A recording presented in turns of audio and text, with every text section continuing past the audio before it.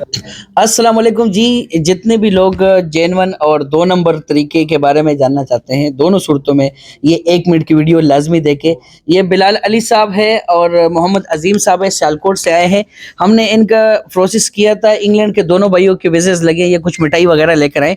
इनसे पूछते हैं कि क्या प्रोसेस रहा और इससे पहले जो ये किसी नॉन प्रोफेशनल या एजेंट के पास गए थे, तो उनके इनके साथ क्या कमिटमेंट थी और यहाँ टोटल खर्चा कितना है, तो ये बताएँगे। जी, अस्सलाम वालेकुम। वालेकुम सलाम। जी बिल्कुल ऐसा ही है कि जब हमने पहले कनाडा के लिए अप्लाई किया था तो हुआ कुछ इस तरह से, उन्होंने हमसे पहले 2 लाख रुपए लिए।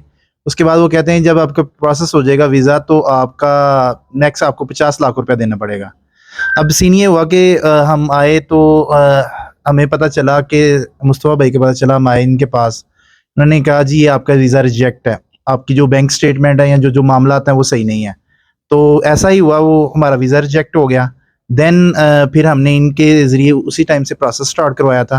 तो अल्हम्दुलिल्लाह 3 माह बाद हमारा वीज़ा लग गया है और मैक्सिमम टोटल जो हमारे अखराजात हुए हैं वो 2 लैक्स हुए हैं। ठीक है, बस वीजा फीस समेत। वीज़ा फीस में अभी हमारी कोई 1 रुपया की डिमांड है? नो सर, बिल्कुल नहीं है। अच्छा, आप बताएं कि वो जो उन्होंने कहा था वो कितने पैसे कहे थे कि वीजा लगेंगे तो कितने पैसे देने पड़ेंगे? वो कहते हैं 50 लाख रुपया। 50 लाख वीजे के बाद। तो यहाँ हम वीजे के बाद कितने ले रहे हैं? कोई पैसा नहीं ले रहे। अच्छा, तो अभी आप 50 रुपए भी नहीं दे रहे, ऐसे ही है? हकीकत है ना, इसमें कोई दो। अच्छा, जज़ाकल्लाह, खुश रहे सर। तो यही जेन्युइन प्रोसेस है।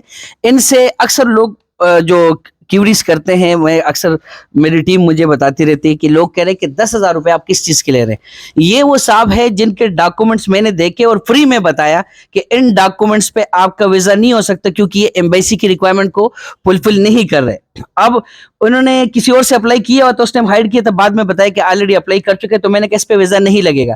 इनका जब रिजेक्शन आया उसके बाद मैंने इनसे 10-10 हजार रुपए लिए। जी बिल्कुल ऐसे ही है। ऐसे ही है? जी ऐसे ही है। उस 10,000 में मैंने आपको क्या कोई तरीका समझाया? जी बिल्कुल, वो टोटली जो बैंक स्टेटमेंट का फॉर्मूला या जो भी चीज़ें थी वो आपने बताई, उसके हिसाब से हमने वो अब प्रॉपर। उसके बाद 10,000 के बाद आपने टोटल एम्बेसी समेत और वो 10,000 भी आपको माइनस की जी मैंने और ये वीजे लगे हैं, इसके अलावा कोई डिमांड नहीं। तो ये जेन्युइन प्रोसेस है। मोस्टली लोग ये समझते हैं कि मुस्तफा भाई जो है ना मिलने के 10,000 लेते हैं या डॉक्यूमेंट्स के 10,000 लेते हैं। ये क्योंकि हर बंदे को इंडिविजुअली हम समझा नहीं सकते, इधर बहुत ज्यादा रश अगर कैमरामैन दिखा सकते हैं अंदर बाहर, तो इसकी वजह से हम इंडिविजुअली हर बंदे को समझा नहीं सकते, वीडियो में बताते हैं।